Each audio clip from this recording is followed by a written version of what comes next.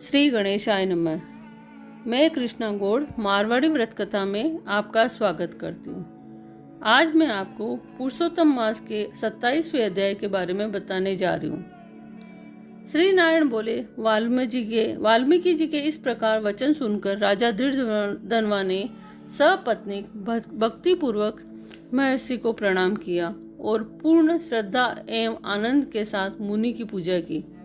पूजा को अंगीकार करके मुनि ने आशीर्वचन दिए कि राजा तुम्हारा कल्याण होगा। मैं पाप नाशिनी सरयू की ओर प्रस्थान करता हूँ। मुनि श्रेष्ठ वाल्मीकि इतना कहकर चल दिए। राजा वाल्मीकि जी को सीमा तक पहुंचाकर अपने महल में वापस आ गए। महाराज धृतधनवा को महर्षि वाल्मीकि की कृपा से दिव्य ज्ञान प्राप्त हो चुका था। अतः वह पत्नी से बोले, हे सुंदरी, ये संसार असार है। गंधर्व नगर के समान इस शरीर में भी राग, द्वेष आदि 6 शत्रुओं का निवास है।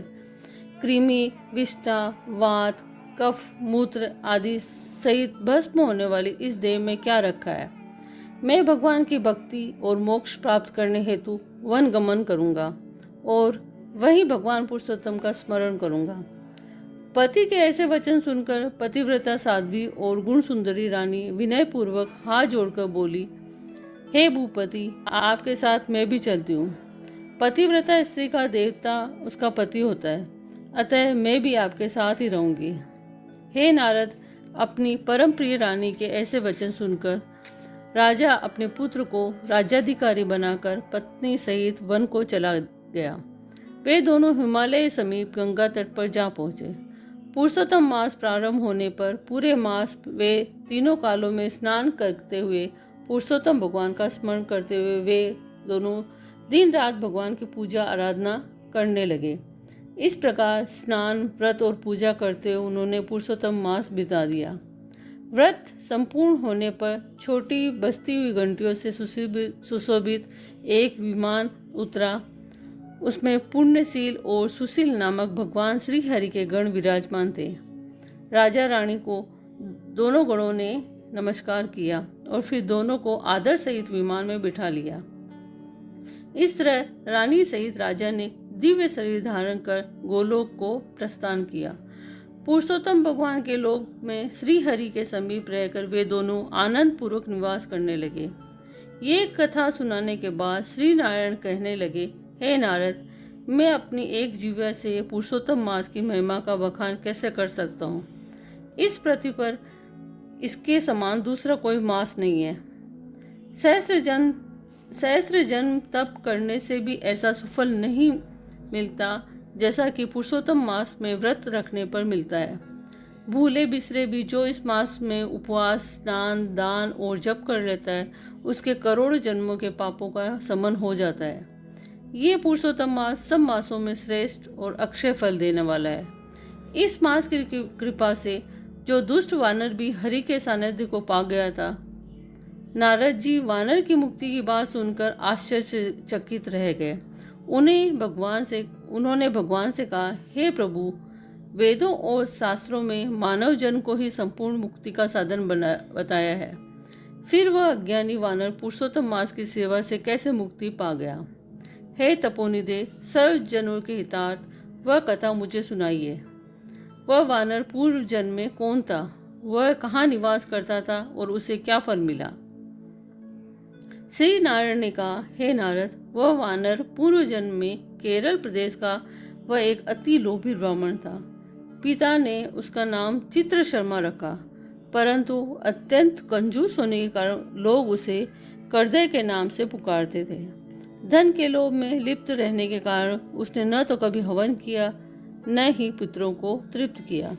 यश के निमित्त भी उसने कभी कुछ पुण्यादि नहीं किया। स्त्री पुत्रादि का भी उसने उचित ढंग से पालन नहीं किया। इस तरह वह सभी पर अन्याय और अत्याचार करता हुआ केवल धन संचय में लगा रहा। माघ मास में उसने तिलों का तक दान नहीं किया। कार्तिक में दीपदान का तथा ब्राह्मण को भोजन कराना चाहिए वह भी उसने नहीं किया। वैशाख में धान्य का दान और अन्य मासों में भी किसी प्रकार का कोई दान उसने नहीं किया। सूर्य की संक्रांति एवं सूर्य चंद्र के ग्रहणों के अवसरों पर हवन, जप और दान आदि जो करना चाहिए वे भी उसने कभी नहीं किए। वह अपनी निर्धनता का बखान करता हुआ धन की लालसा में इधर उधर घूमता रहा और लोगों से याचना करता रहा, मुझ दीनहीन को कुछ मिल जाए। उसके पास पर्याप्त धन था, परंतु हर समय धन की तृष्णा में रहने के कारण वह बहुत ही कुशकाय हो गया था। लोग उसे पास भी खड़ा न होने देते, उसको धुतकारते और धिक्कारते, परंतु वह सबसे याचना करता हुआ यहाँ वहाँ घूमा करता था। एक दिन एक बगीचे के स्वामी माली को उसने रो रो कर अपना दुखड़ा सुनाया। माली उसकी दीनता भरी वाणी सुनकर दया से भर गया और उसने उसे बगीचे में रहने को कह दिया। चित्र शर्मा माली की हर आज्ञा मानता और उसके कार्यों में उसकी सहायता करता।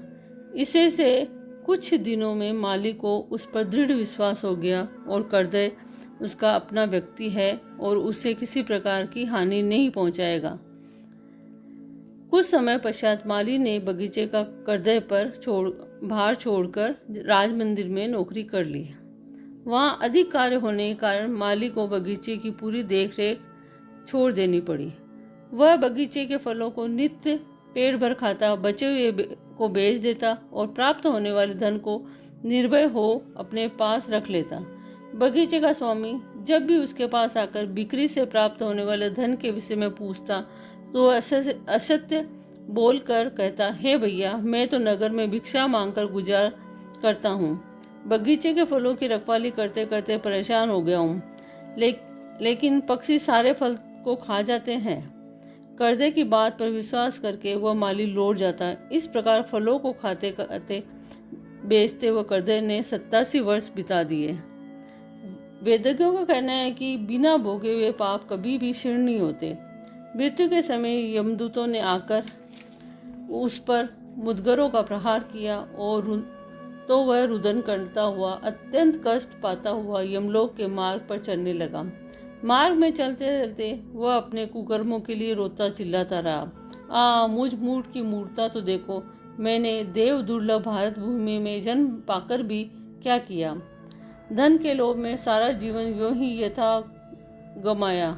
मैंने कभी कोई दान नहीं किया, कभी हवन और जप तो दूर की बात है, कभी मकर में, सूर्य में, गंगा का स्नान तक नहीं किया।